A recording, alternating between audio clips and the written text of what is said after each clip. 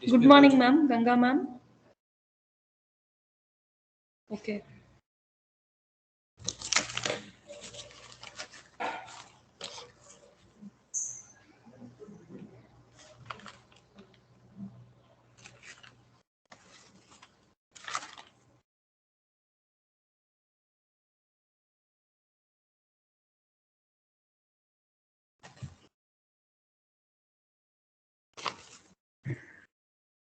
If you don't know, build your dream, someone else will hire you to help them build theirs.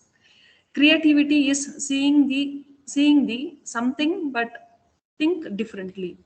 From great scientist APJ Abdul Kalam, a warm and graceful good morning to everyone. Myself Krishnaveni take this opportunity to welcome you all for the last day, first session of Faculty Development Program on Trees and Trends in Green Chemistry, organized by Department of Chemistry, Don Bosco Institute of Technology. It is my privilege to introduce today's speaker, Dr. Ganga Periyaswamy. Welcome, ma'am. Madam has completed her MSc in Chemistry in the year of 2004 from Bharathidasan University, Tamil Nadu, and completed her PhD in Chemistry in the year of 2007 from University of Manchester, UK. Madam has completed her FP7 postdoctoral fellowship at University of Liege, Belgium. She was a research associate in Jawaharlal Nehru Center for Advanced Scientific Research, Bangalore in the year of 2010 to 2011.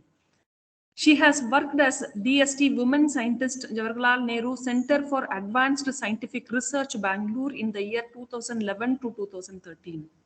Madam has got Overseas Research Scholarship, University of Manchester, UK in the year of 2004, NOE FAME Project Research Fellowship from Hebrew University, Jerusalem.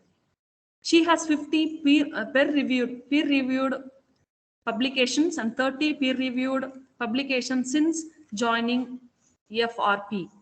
H index 18 and total citation is 1,047. She has published very good number of papers in national and international journals. Madam has completed 3 projects worth of 31.82 lakhs from DST, SERB, and 10.02 lakhs from UGC MRP, 33.12 lakhs from DST CRG. She is having 14 years of research experience and having 9 years of teaching experience. Madam has guided 2 PhD students and presently guiding 2 students. She also guided 6 MSc and MTech students. And current research interests are computational modeling for fruit ripening mechanism of tropical fruits, computational modeling for sensor activity of inorganic pollutants, molecular logic gates implementation, auto second time scale dynamic simulation, artificial intelligence and machine learning. With this short introduction, I welcome you again, Ganga ma'am, and handing over the session to you. Thank you for being with us today, ma'am. Please take over the session.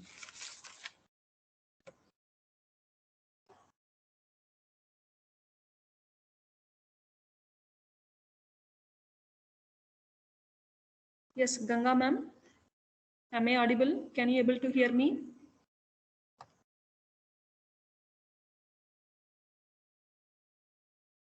Yes, ma'am. Hello. You can hear me now? Yes, ma'am. You are audible. Okay. You are presenter now, ma'am. You can share your slide. Okay.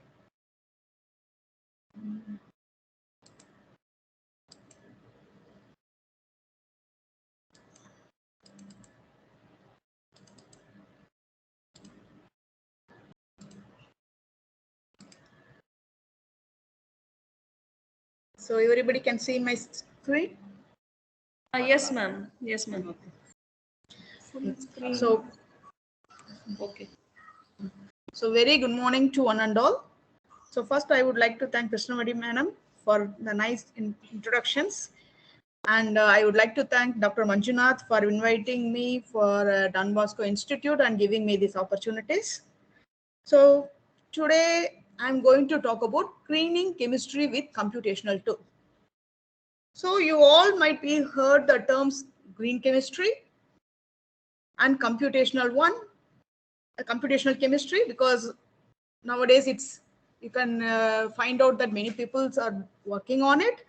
So I'm just going to give a brief about how the computational tools are used to make the chemistry going towards the green. So first, what is a green chemistry? So there are many definitions has been there for a green chemistry. So the utilizations of set of principles that reduces or eliminated the use or generation of hazardous substances in the design, manufacture and application of chemical products. So this is a one definition which is done by Anastas Wagner. The other one is the design of chemical products or processes to reduce or eliminate the use or generation of hazardous substance.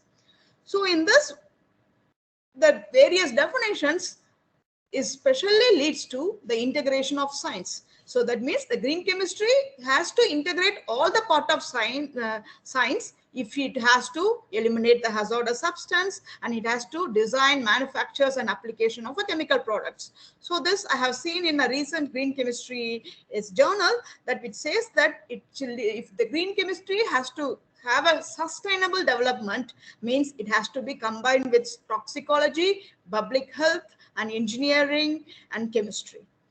So in this one, engineering and chemistry both designs, and which combines and formation of the in silico designs. So as I am not a synthetic chemist, I am not going to talk about much about how they are going to synthesize it, but how we can reduce the hazardous substance in a synthesis process. So for that, I would like to introduce the computational science. So computational is, now we are in a Silicon City. So it is where the IT fields are blooming it. So if you like it or not like it, that computational becomes a third pillar of 21st century science. Excuse me, ma'am. It is, yes? Are you changing the slide, ma'am? It's not moving, I guess. It says I am moving, ma. But it's in the first slide only, ma'am. Wait, let me stop and start it again. Maybe I can open the PDF. It may there will be less memory and it can move faster. Okay, ma'am. Sorry for this. Ma'am, just to share the screen itself, ma'am, you will see. Window itself. Yes, sure.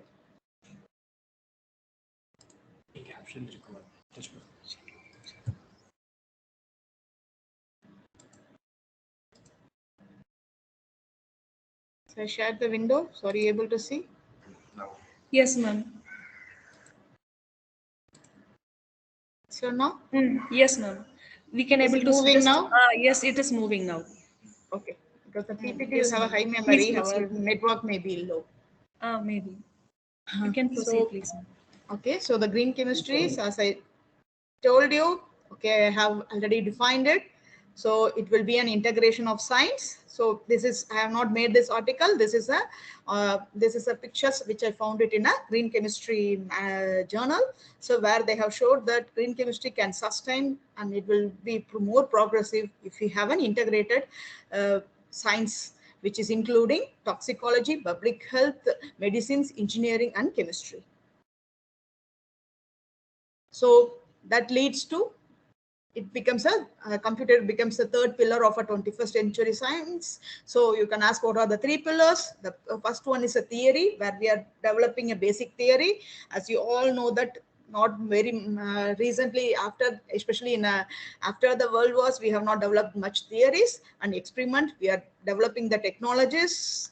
And that third one is combining the technologies with the theory and using the mathematical formulas, and we are including it in algorithm, which leads to the computational science. So computational science, if you ask it, since we are using chemicals. We are not going to use the chemicals, and and there are certain limitations. We will see it later.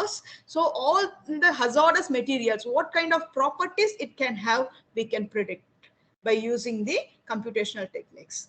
So computational science enable us to investigate phenomena for which economics even constraints preclude the experimentations. So it can predict it before itself, and it evaluates complex models and manage massive data volumes. So the data volumes becomes more important, especially when it comes to the machine learning and artificial intelligence, and it breaks the boundary between the disciplines.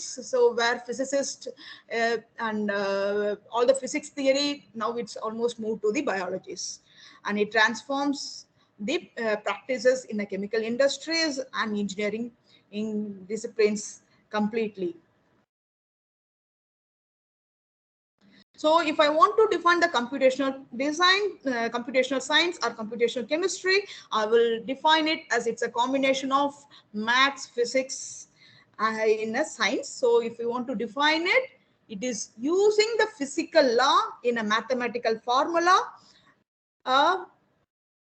and with the help of computer architecture and solving some science problems. So that leads to the computational science. For example, if you're anybody is new to the computational science, just I would like to give one example.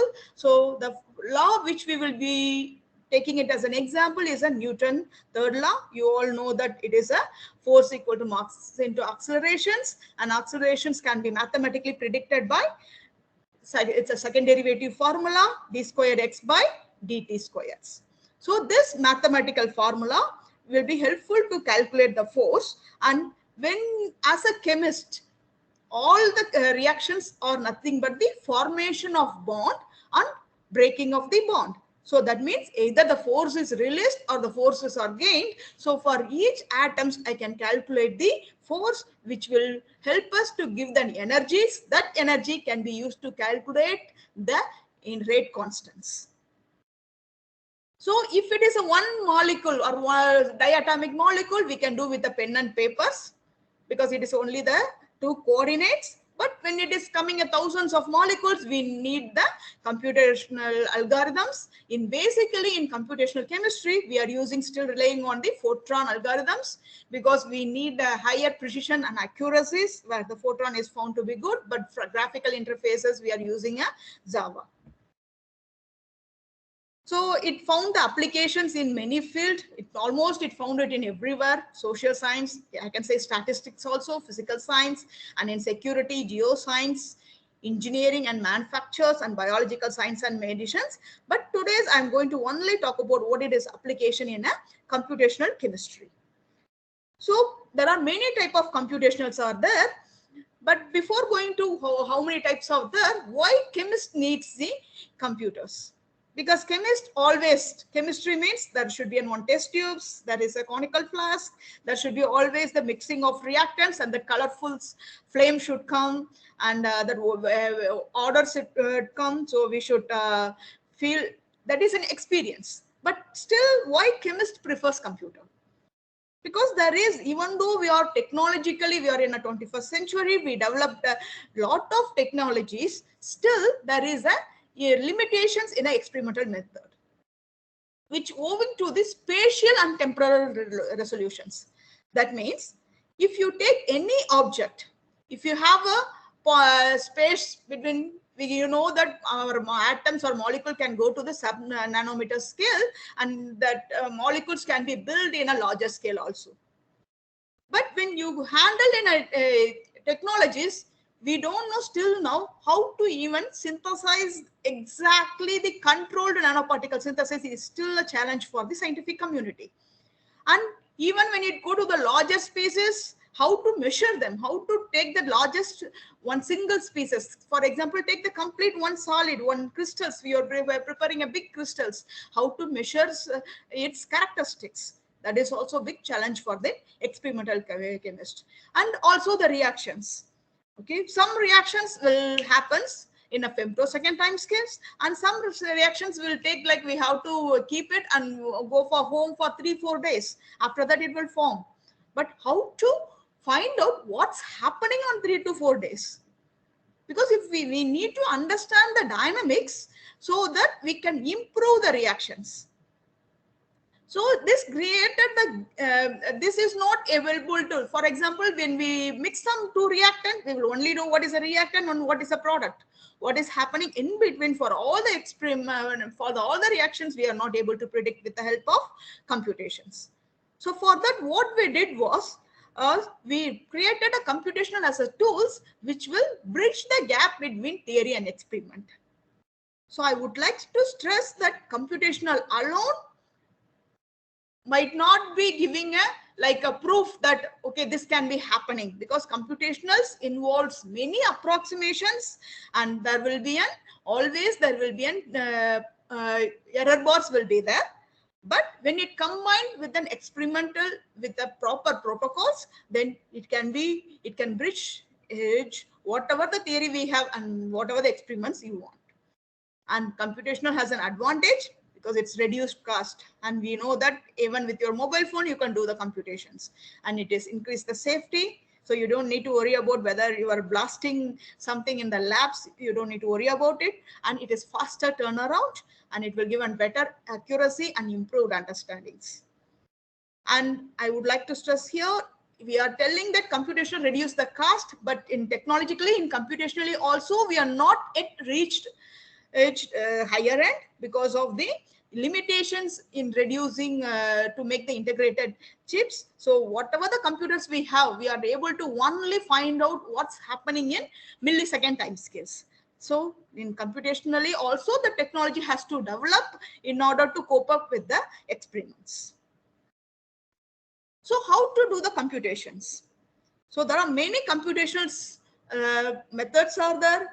We can find out many free packages are there. I told you, you can do the computational with when your mobile phone or it's a high-end server. We can use now, you know that even DST has supported. There are many grid centers are there, national level grid centers are there, and there are cloud computing is there. So how to do it? So whatever the computations, this is the general protocols about how to do it. So first you have to describe your problem with. See, computer, maybe it is now we are giving a too much tools that it is very smart, but still it will do what we are asking us to do. So if your basic scientific knowledge, whatever you give in computer, for example, if you ask it to react with two inert material also, it will react. If you give a force, it will react. But we as a scientist who should know that how you are describing the problem, whether the problem has a proper model or whether it has a proper theory or scientific intuitions behind it. So once we done it, we have to choose what type of mathematical models we have to choose it. So what type of computation you have to do depending upon what properties you need and how much accurately you need and how much fast you need. So that once you decide what the property you want and the proper mathematical models and algorithm model, you will choose it. And algorithm model, it will be also depending upon the facilities we have, whether we are going to run it in a single desktop or we are going to use the high-end servers. Then that will lead to the simulations, and the simulation will lead to the measurements, and the measurement will be compared with an experimental work. And in computationals, we never, because we are using an approximations, so always we will not report any absolute values. We always consider the relative values as we are doing in a spectroscopic. So that means that will be always the method calibration is required. So this is the general protocol which will be followed for any type of computational methods. The next questions you can ask me that, so how I will decide that what type of mathematical and algorithm models I have to use for my system.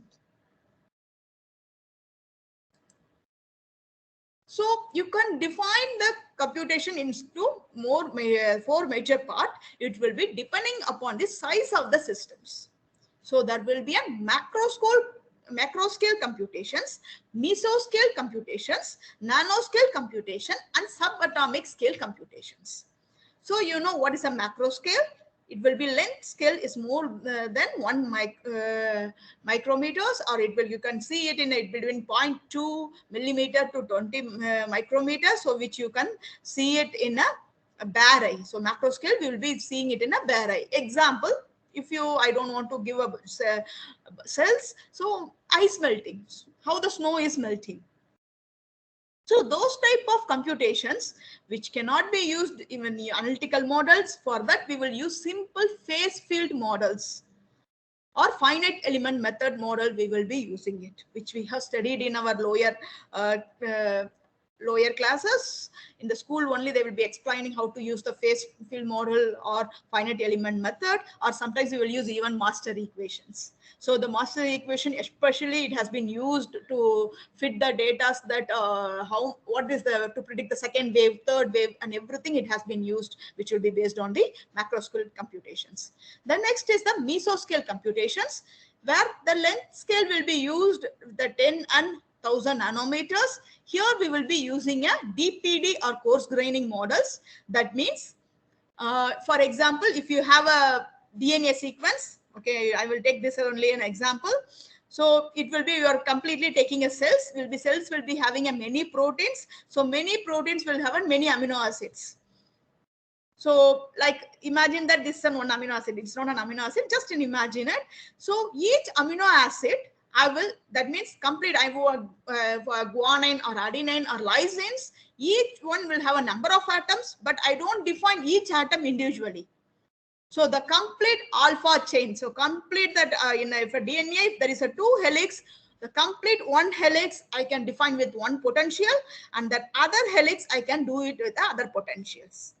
If you consider the materials, if I have a 2 type of materials, how it is interacting with each other, if I want to find out one material, I can come with 1 potentials, another one with the other potentials, I can do it.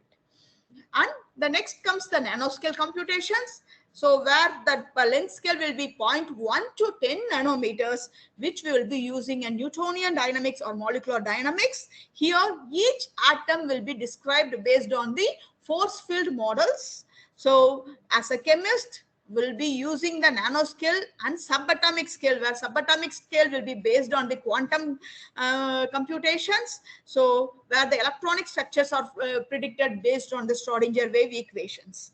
In the nanoscales, it will be basically on a Newton's laws, and it will be like following the classical mechanics rules. So these 2 levels we will be doing it. And I would like to stress it, the speed will be when you're going to, because this is a simple mathematical model, it won't be an accuracy, let's say it will be low, but it will be a faster turnaround. So for example, now I am doing it, I want to do some work when I want to find out how the phase changes, then and I have only the laptop, means you can do and you can find certain parameters in a macro scale computation only. So which also will be reported and which has a proper citation index. So in here work, I'm going to only concentrate on nanoscale and subatomic scale, and my group is not working on macro scale and mesoscale.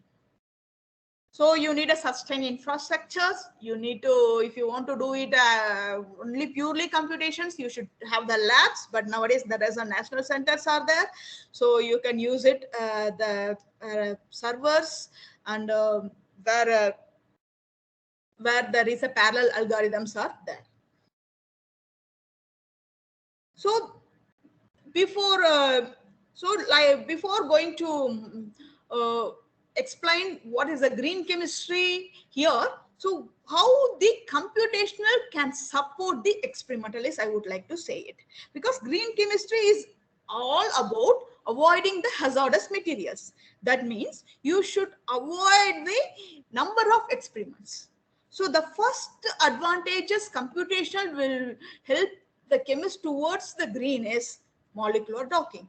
So this is using the nanoscale dynamics or by using a molecular dynamics. What is a molecular docking? So we all will familiar with the lock and key mechanisms. So this will be nothing but whether the receptors and the drug. So how the drug is binding on the receptors. So we will be putting in a various orientations and we will be finding out what is the interaction energy between them. So if it is a target and it is a ligand, in the complex formations, we will find what is the energy is required. So how this helps an experimentalist? So this will give us what is the IC factor, that means inhibitor competence factors it will give. So which will help us that, okay, this certain drug molecules, before even you are going for trials, you can modify manually. For example, if you consider this drug molecules, all the complete related families, you can design it and you can put it and find out that what is the binding energy. So which one will have a higher binding energy, which one will have a lower binding energy, whether all the drug molecules can enter the active site or not. So this molecular docking is helping us to avoid to reduce the number of experiments. So this is a Newtonian dynamics. I told you always as a chemist we will be like to also do the what is happening in a nanoscale and subatomic scale also we would like to do it, the same drug molecules. So I want to understand it further, which can be done by using a quantum mechanical computations or Schrodinger wave ab initio computations. So in ab initio computation, for example, here there is a drug molecules. These are the almost like a series of drug molecules which has been synthesized. Before going to the lab for the testings, we can do it in a computationalist, and we will be grouping it for the similar functional units as a one group. So there will be 3 groups we have formed it, and the 3 groups which molecules will have a higher binding energies, we can predict it and compare it with that experimentally we can suggest that only these are the drug molecules can go, and also we can suggest why these drugs are more active than others. So if you want to improve the activities, how to improve the activities also you can suggest it. For example, in this series, these 3 molecules are found to be highly active. These are the molecular electrostatic potential map of these molecules, and we are going to show the properties. This energies in EV of highest occupied molecular orbital energy. This is the lowest unoccupied molecular orbital energy, and this is a band gap or a energy difference between the HOMO and LUMO. So with this 3 parameter itself, we can find out that electrophilicity, electronegativity, hardness, and we can suggest that why these molecules are highly active and why these molecules are not active. Because as a chemist, we know that when the chemical reactions have to take place, it takes place from the highest energy orbitals. In many cases, especially if the drugs like this, where the pi orbital has contributions, where the HOMO will be in pi orbitals, where that will involve in these reactions. So how these energies, if the HOMO energies is less, then you can see that ICF factors are becoming more and compared to the lower the one. Okay, so this will help us that to understand the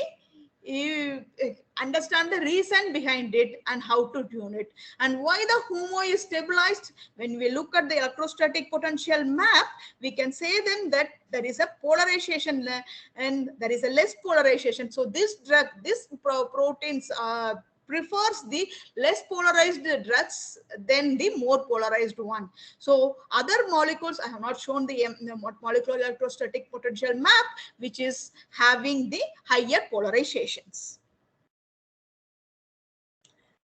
So as you can see that IC50 decreases with decreasing in a HOMO value for electronically similar functional group molecules, and when there is a hardness, chemical hardness. That means it almost talks about the chemical inertness, which will be also there is a larger gap between the HOMO-LUMO, then the hardness values will become high.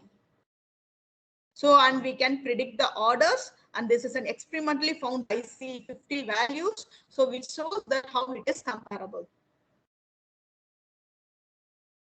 So not only this, there are certain questions which cannot be answered by the experimentalist. So one such question is that some proteins, because proteins crystallographic itself is a very hard task, in some proteins people are not able to find out what is the active site.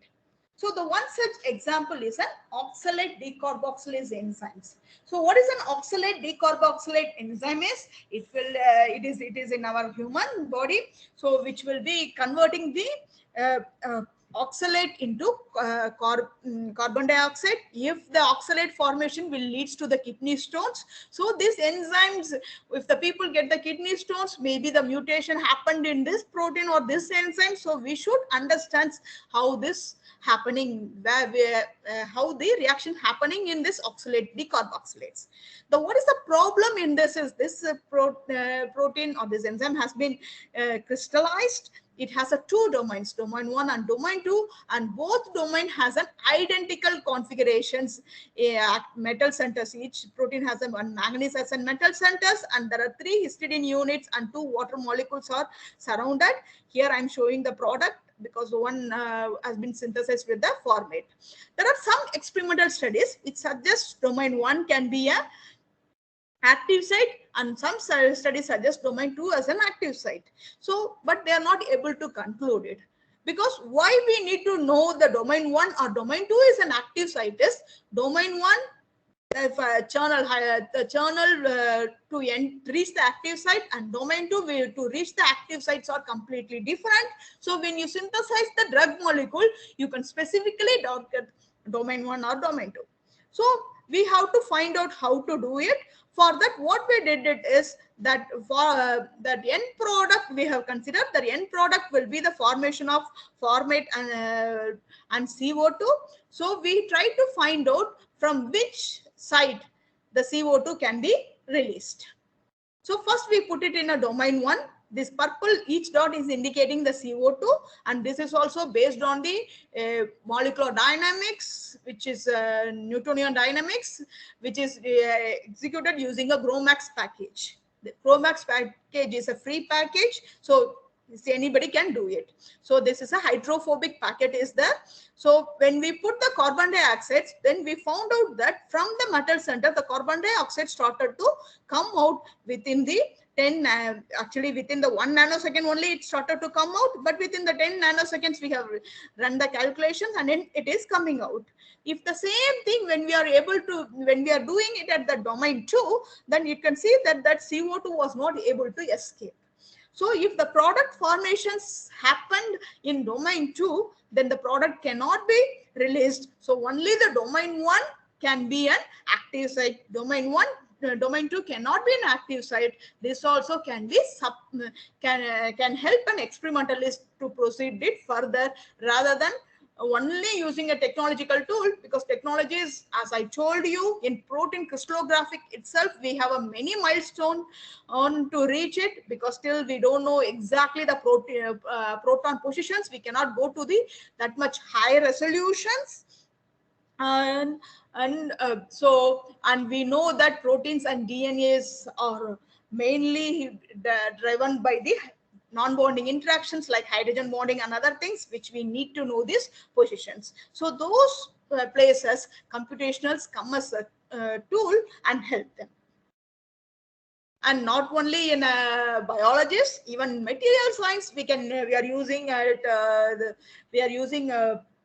computational tools. So here one such example which has been executed in our group, where you know that single wall carbon nanotubes. So say making a single wall carbon nanotube with particular chirality is a big challenge.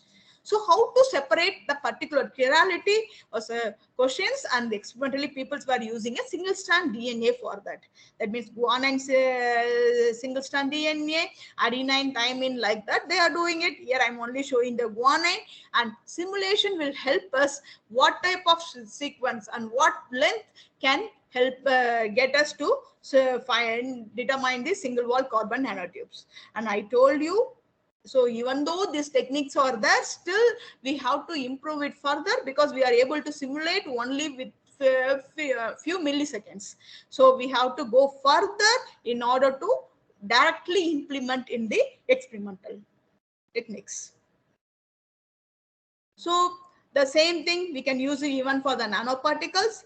And the nanoparticles, you can ask me that how the subatomic level computation, that means ab initio computations. So there we will be using a Gaussian or Siesta or WASP packages. We can use it. So here I'm going to take an examples and show that how the DFT helps to determine the sum of the factors and how it supports the experimentalist. And gold 55 I'm showing, which is experimentally synthesized nanoclusters. Actually, it is commercially available nanoclusters.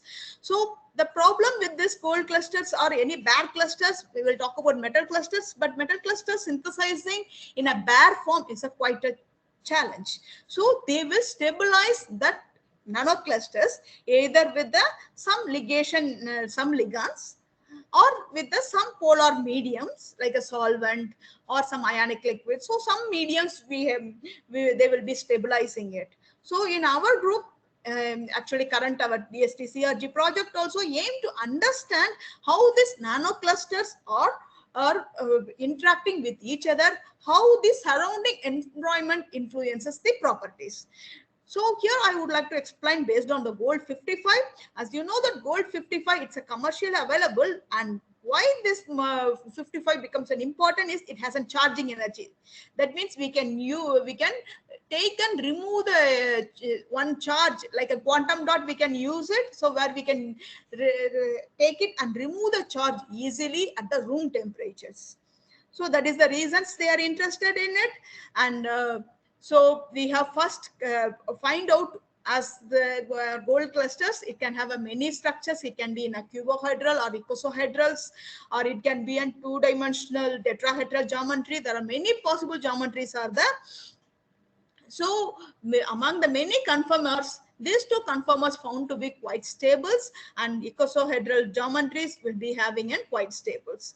And that subatomic level computation, it shows not only that, because there is an impedance spectroscopic studies on these clusters, which shows that there are 4 type of atoms are there in this gold clusters. This atoms, we can impedance will be nothing, but it will be talking about the electron density or charge around the atoms. And we also have find out there are the 4 type of atom. The central metal atom in one charge, and that first icosahedral is in one layer, and in the surface there is a phase edge atom and phase center atoms. So there will be almost like 4 type of atoms we found out.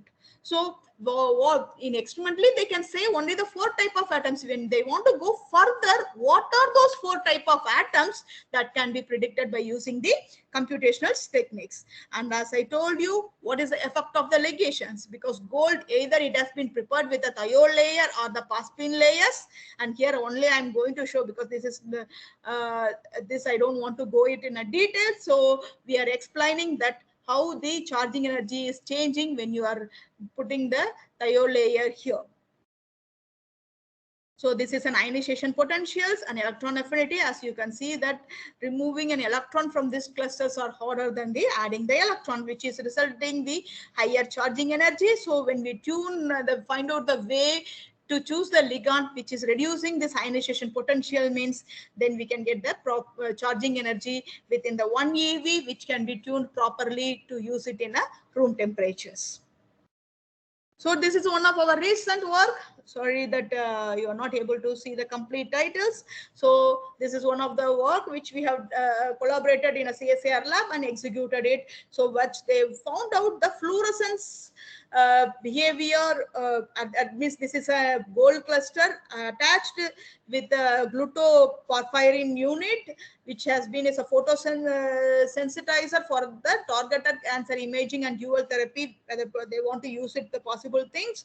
So for that, how the computational helps, I would like to tell you that first, actually what they have done it is in experimentally they have done this, but what they found out is there is a fluorescent behaviors. So the fluorescence, at least we can, based on the theory, we can explain it, but there is a delay in the systems are observed. So we want to find out it. For that, we have optimized the ground state and the excited state of the gold clusters. This is a model of the glutoporphyrin and the gold clusters, what they have experimentally used. Experimentally, they use the larger clusters. So you can see that from the ground state to excited state, there is a chain interaction. There is a distance difference between the ligand and metal that leads to the decrease in the energies, or that is the reason for the quenching. So the quenching in the intensity about 710 nanometer is due to the charge transfer between the metal cluster to porphyrin, and the efficiency of the energy transfer will be always inversely proportional to the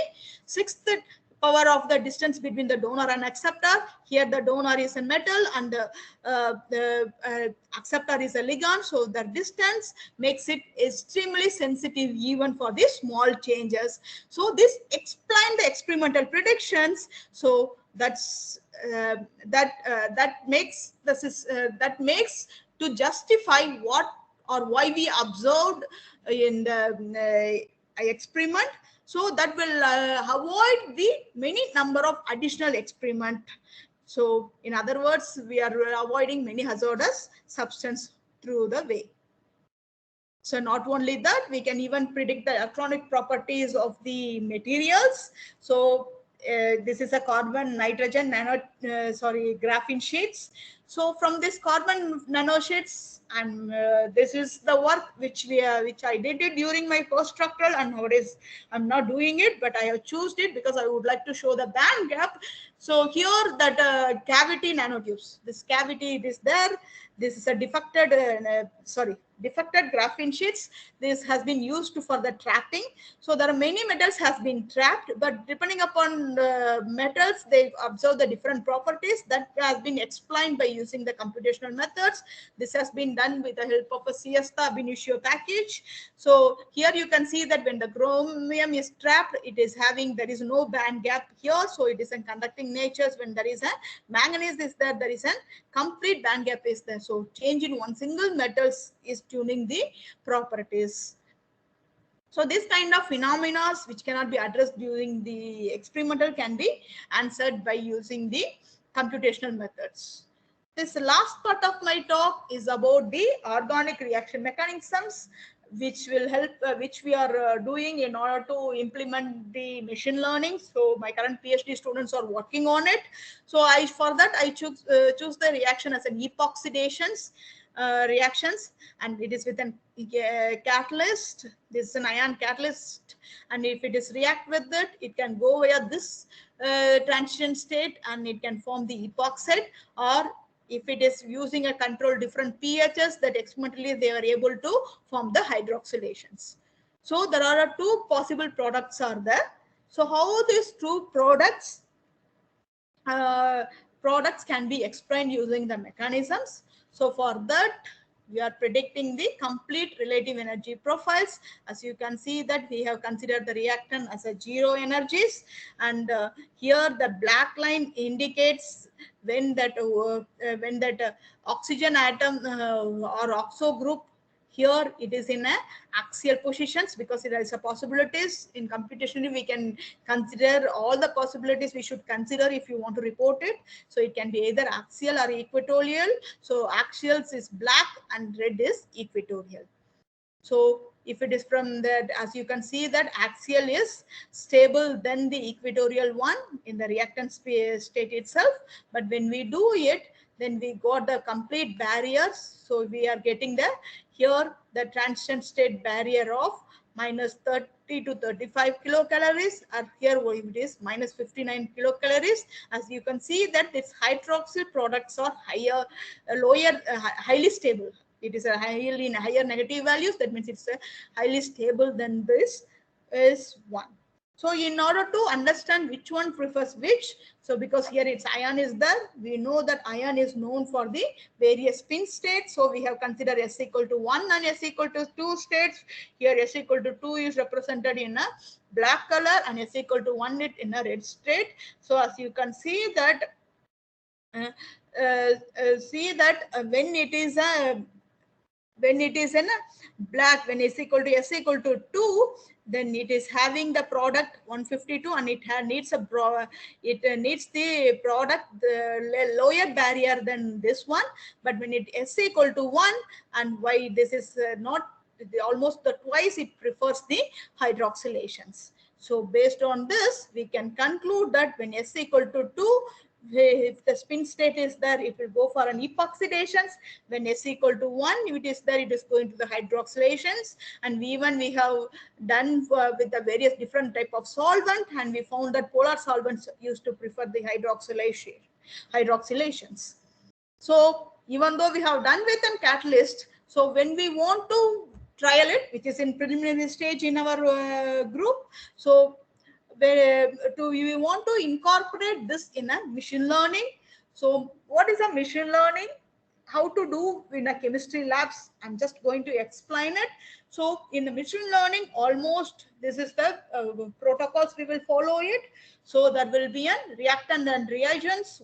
So what is the reactant you want to take and what is the reagent you want to take, or this is nothing but the reactants, and what are the physical parameters you are using it, and what is the molecular transformer you are using it, and which will lead to the predicted products. So which will give the probability of the predicted product. From that it will be generated the integrated gradients, and it will be applied to the different examples.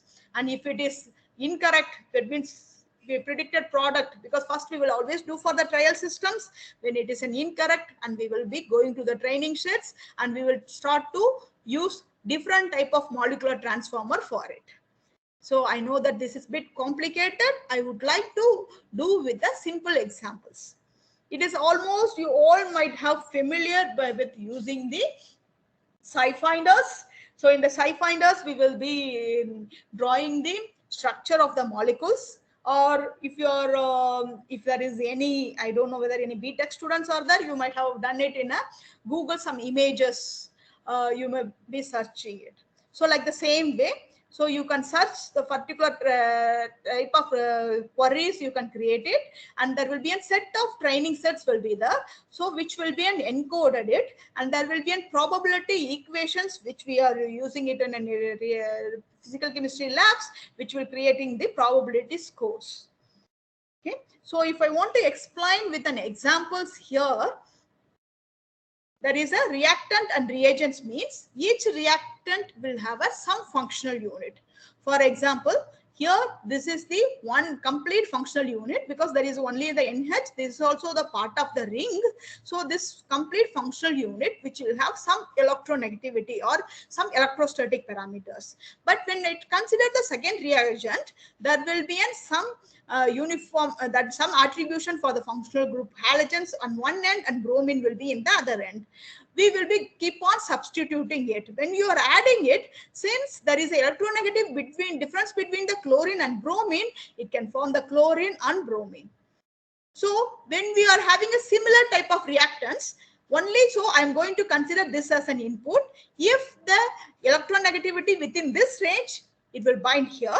If the electronegativity in this range, it will bind through the bromine, which will lead to the P1 product. If it binds through the chlorine, then it will reach to the P2. So when I'm giving the new synthesized molecules, I will only care about what is here, what is there.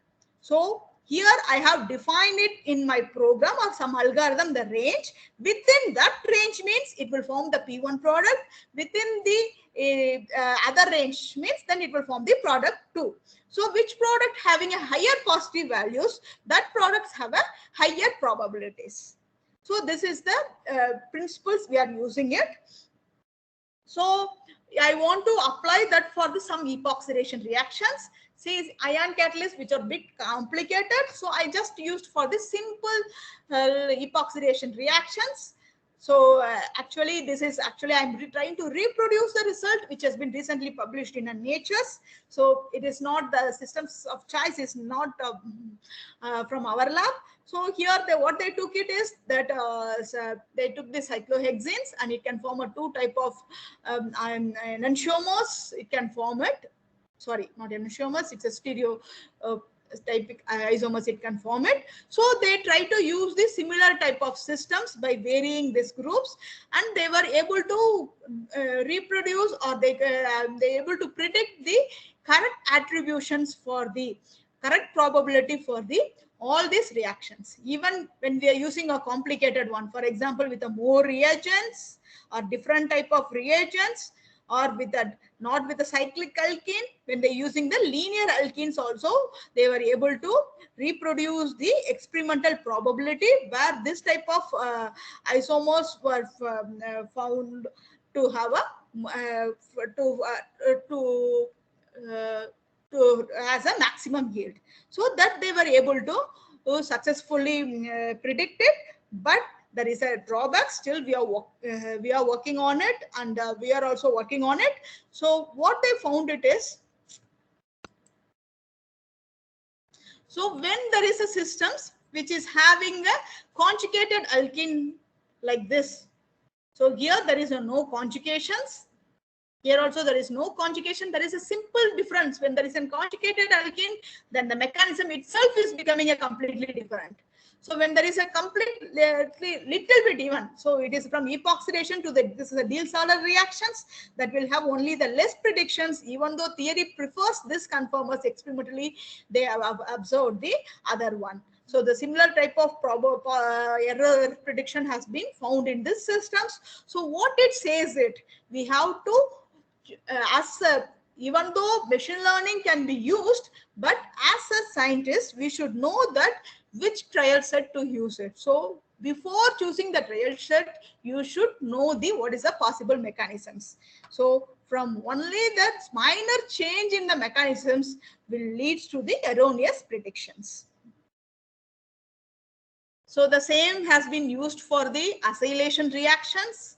So it's a Friedel-Crafts mechanisms where aluminum chloride and HCl in acidic medium, it has been used, and this is a well-known reaction from the textbooks.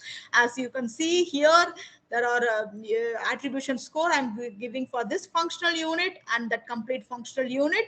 So whenever I'm using the different reactant, I will be relying on it, and this totally all the other reagent together, we will be using the one uniform attribution score, and for this groups we are doing it. And here only when there is an electronegativity group attached one, we are able to get the uniform attributions correctly. For others, we are not able to predict it, and we are working on it. And yesterday when I'm going through it, I found out that now recently machine learning has been implemented also to discover the new molecules. That means there will be a complete space about the chemical compounds, where there will be various type of chemical compounds will be there.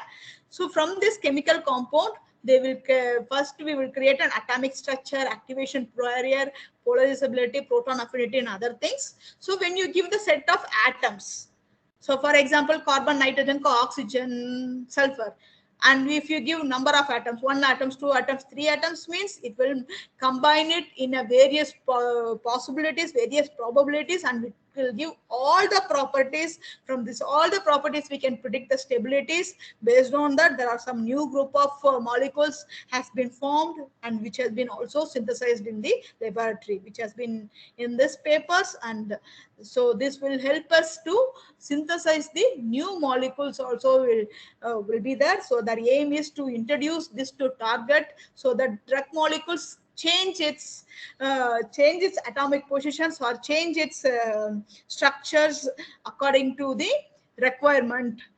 So that is the target which they are working on it.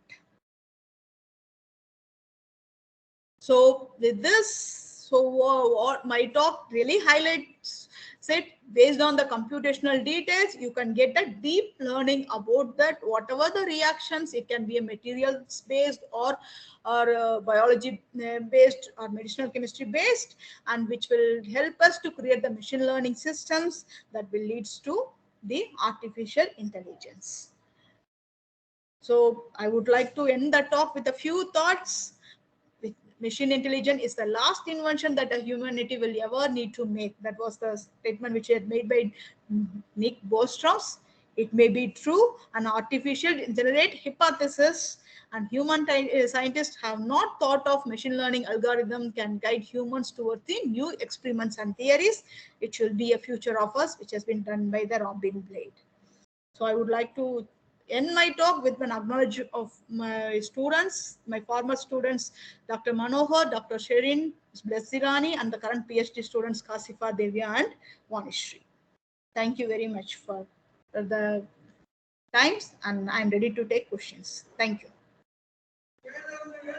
Thank you very much, ma'am, for the time spent with us and the valuable knowledge you have shared to our participants. Thank you, Participants, now the session is open for any doubts, or if you want to interact with madam, you can speak through chat.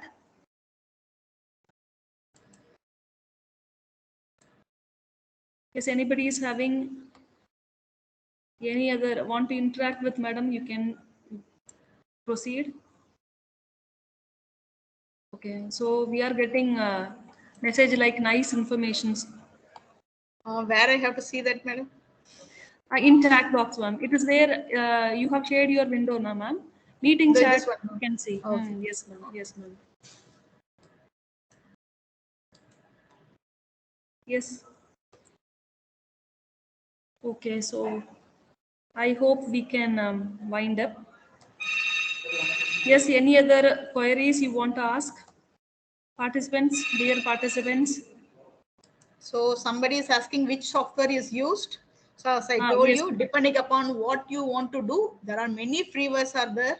You can find out. Okay, so if you want to study the electronic properties of the extended solid, you can use the Siesta. If you want for the atoms or simple molecules, then you can use the Molcast also, or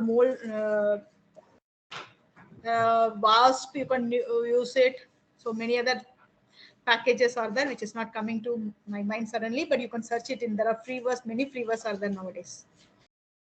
Ma'am, and one more question from Swastika Das. It is interesting topic. Where can the students get trained in this line? See, you can. Yes. There are. See, now all the national level institute has already started that specific courses on artificial intelligence and machine learning, and even including a chemistry department. So IIT Delhi has already started it. So soon, and there are some IIT Madras or IIT Mumbai, they are offering it in a Swayam portal also. Yes. Yes, any other queries? Okay. This session feedback link is being shared in the chat box. Participants can fill it. As a token of gratitude, we are sharing the appreciation certificate, ma'am. Okay, thank you. Just a moment, ma'am. I'll share it. Can I stop sharing my screen? Yes, ma'am.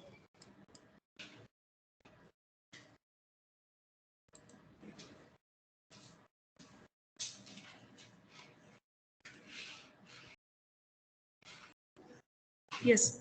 Please accept it, ma'am. The same will be sent to your mail, ma'am. Okay. Thank you so much, ma'am. The Thank session you. was very interesting. Thank you. So The I would knowledge like you to. have shared. So I thank you to give me this opportunities. Thanks a lot. Thank you so much, ma'am. Yes, participants, I thank our participants and making the session successful with your presence. And by 1:55, you can join back for the second session today After the session, there will be a valedictory session. If anybody wanted to share your feedback about our FDP, most welcome. Thank you so much. With all your permission, shall I end the meeting, ma'am? Yeah, you can. Thank you. Thank you so much, ma'am. Thank you very much for the participants also. Thank you so much.